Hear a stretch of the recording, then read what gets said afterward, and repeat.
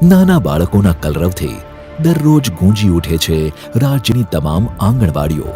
હસતા રમતા, મસ્તી કરતા, પોષક આહાર આરોગતા અને યુનિફોર્મમાં સજ્જ એવા નાના નાના ભૂલકાઓથી વાતાવરણ વધારે રળિયામણું બને છે. આંગણવાડી કાર્યકરોના હેતાળ વર્તનથી બાળકોને કદાચ માતાની યાદ નથી આવતી. આ આંગણવાડીની યશકલગીમાં ઉમેરાઈ રહ્યું છે એક નવું મોરપીંછ, એટલે પ્રોજેક્ટ પાપા પગલી. પાપા પગલી લઈને આવી હસતી રમતી આંગણવાડી. ગામ ગામના બાળકો માટે આગળ પહોંચી વિકાસ ગાડી. પાપા પગલી લઈને આવી હસતી રમતી આંગણવાડી. ગામ ગામના બાળકો માટે આગળ પહોંચી વિકાસ ગાડી.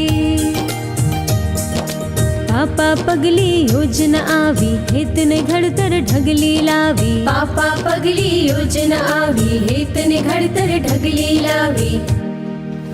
સમગ્ર ગુજરાતના વાલસોયા બાળકોના ઉજ્જવળ ભવિષ્ય માટે બાળક જ્યારે 3 વર્ષનું થાય ત્યારથી જ તેના શિક્ષણ અને સર્વાંગી વિકાસનો પાયો મજબૂત બને તે હેતુથી ગુજરાત સરકારના મહિલા અને બાળ વિકાસ વિભાગે પ્રોજેક્ટ પાપા પગલીની શરૂઆત કરી છે.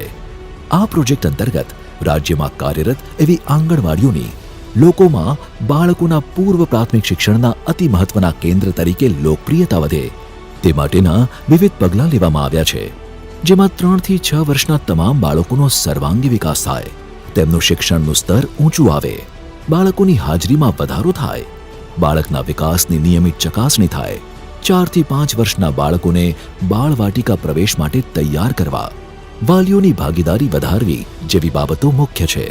રાજ્યના દરેક આંગણવાડી કેન્દ્રમાં પોષક આહારની સાથે હવે બાળકોને ગુણવત્તાયુક્ત શિક્ષણ પણ મળે તેના ઉપર વધારે ભાર મૂકવામાં આવ્યો છે.